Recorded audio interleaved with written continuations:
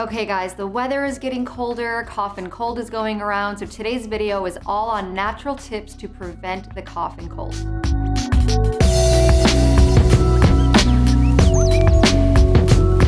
Hey guys, it's Dr. Mona, and like I said, today's video is all about cough and cold. I was actually waiting to do this video around end of fall, early winter time, because this is such an important topic and there's a few misconceptions I really want to clear up. Being a pharmacist, this is actually kind of my specialty, if I do say so myself. So I want to give you guys some great tips on how to naturally prevent, but then if you need medicine, there's no shame in that also. So one way you can actually tell the difference between just the common cold or a flu is that a common cold will kind of take a few days to come on. It might come on a little bit slowly where, you're like, oh, I'm feeling a little bit under the weather, and then it builds up, whereas the flu can just hit you like a ton of bricks, which I'm sure a lot of you have experienced before, where it just comes on really quickly. So that's kind of when you know the difference. And there is actually flu medication that a lot of people don't take because it's truly just meant for the flu, but there is a prescription you can take for that. So often, as soon as we start to feel sick, we go to the doctor and they give us a Z-Pak or any kind of antibiotic, when most of the time it's a virus. So there's two kind of different ways you can get sick. There's a virus and there's a bacteria. Now, if it's a bacterial infection, yes, you need an antibiotic, but most of the time it's a virus. And an antibiotic is not going to kill a virus. An antibiotic is meant to kill bacteria, and a virus is a completely different thing. So when you're taking it, yes, you might feel better, but in actuality, it's just because the virus is naturally wearing off. So you think that the antibiotic is doing something, but it's really not. Now, the issue with this is if you take too much antibiotics, you're going to build up antibiotic resistance, which means that in 5 or 10 years, your body's built up such a resistance to it that when you get a really serious infection, it's not going to work. So this is actually a really serious thing, and I really encourage you to kind of take this advice and really see if you can hold off on the antibiotics unless you actually know. Really quick, one way to know if it is a bacteria, if the doctor actually takes a culture. So if you go there and they take a cotton swab, put it in the back of your throat and test it, and they see it's a bacteria, then it is. But if you just call the doctor and they call you in an antibiotic, then I would try not to do that as much. So that's a little spiel. These are all tips on how to kind of, as soon as you start feeling sick, you can really try to fight it off and not maybe fully get rid of it, but definitely lessen the days. All of this is really great if it is a virus, if it's just a common cold, but in actuality, even if it is a bacterial infection, all of this still applies because all of this is helping you boost your own immunity. So our immune system is meant to help us feel better, to help us fight off anything, whether it's like bacterial, viral, fungal, anything. Our immune system is really kind of there to help us fight things off. Sometimes with that process of it fighting things off, you feel symptoms. So even though it's treating you and healing you, it also gives you those symptoms. That's what you're feeling when you have like a runny nose or something. It's actually trying to help you fight off allergies. So that's a little bit on the immunity, but now let's go through and just talk about some tried and true things that are so amazing that I swear by and I always do as soon as I start to feel sick, and this stuff really, really works. First, let's talk about food. So I have here some sweet peppers. These are red peppers, orange peppers. I kept this package out because I wanted to show you this. This is honestly what I buy all the time. I don't know if you've ever seen these in your grocery store. They're pretty common. They're like little baby bell peppers. There's something about the shape of them that make them, I think, taste better than a big pepper. Sometimes it's like the texture or like the shape crunching into it just tastes better. Trust me, I think the bigger bite. So I really recommend trying these if you're not a huge fan of peppers. And for anyone who thinks peppers are spicy, these are sweet peppers. They're not spicy at all. They're very sweet. They taste really good. And more importantly, they are packed with vitamin C. So vitamin C, I'm sure you know, is the one thing that we all want to try to get more of when we're sick. There's different supplements like Emergency, over the counter. I like eating foods high in vitamin C. Peppers do not get the credit they deserve. They actually have more vitamin C than an orange. And I know normally we associate citrus food with that, but peppers are super, super high in vitamin C. Highly recommend this. Another food really high in vitamin C is broccoli. This is baby broccoli. It kind of looks almost like a broccolini, but I really like baby broccoli. Any kind of fruit and veggie, I just really load up on when I'm sick, whether it's in a smoothie, whether you're making it in a juice, if you're eating it.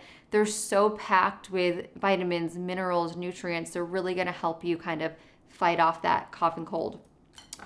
We've got lemon here. So lemon is huge, amazing for helping you fight off a cold. A lot of vitamin C because it is citrus.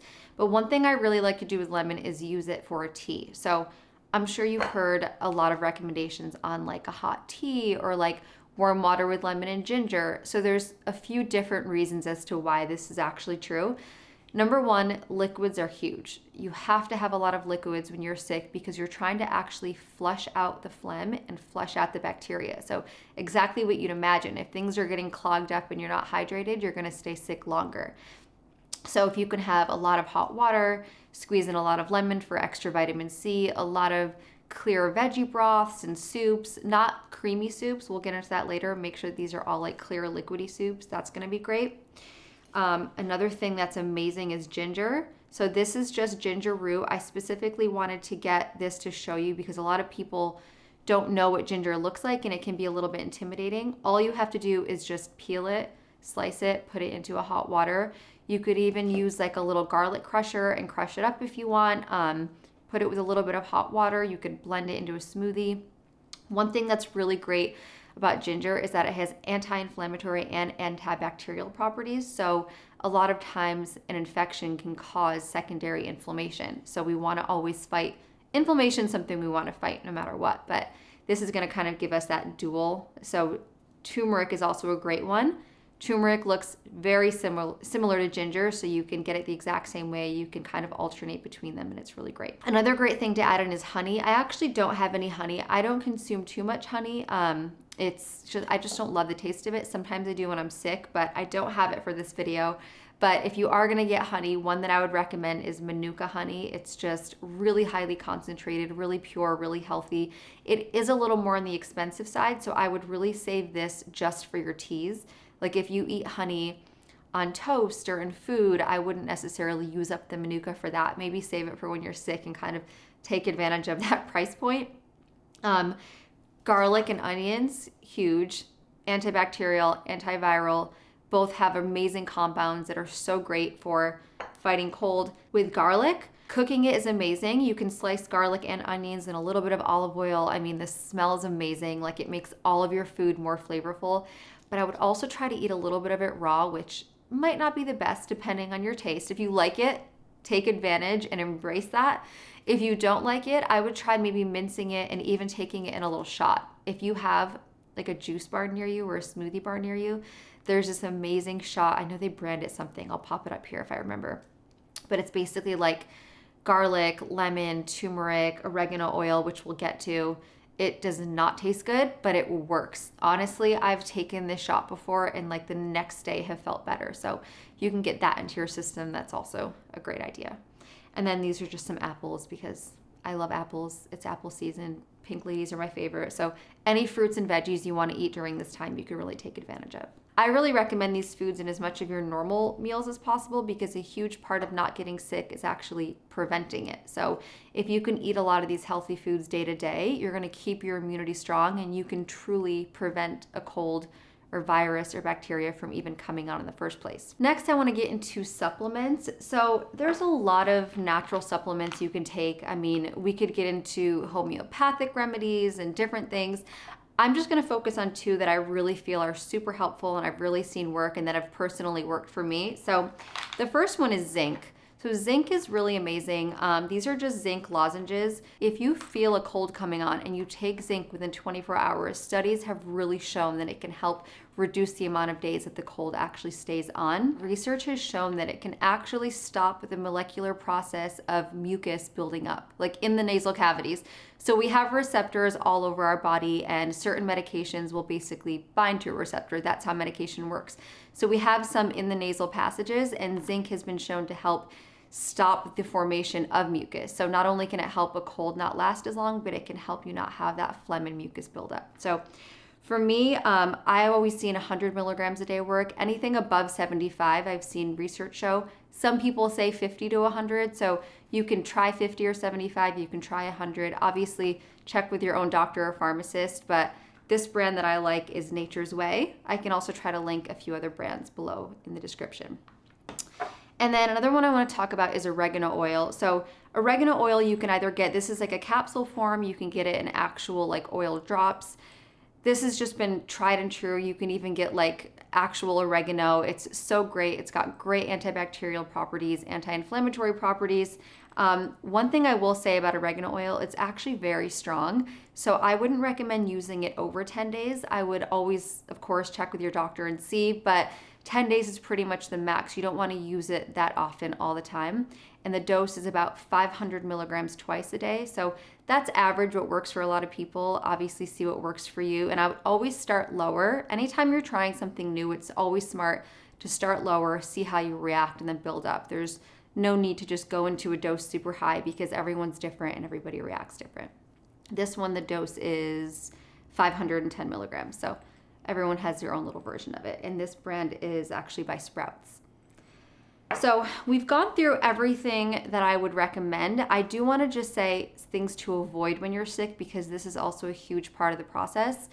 So the biggest thing to avoid is dairy. And I know I talk about avoiding dairy in so many different things. And I just want to kind of preface this. I have no personal or romantic feelings towards anyone not eating dairy. Like, I think it's a totally personal choice. I'm really just saying this from science, from research.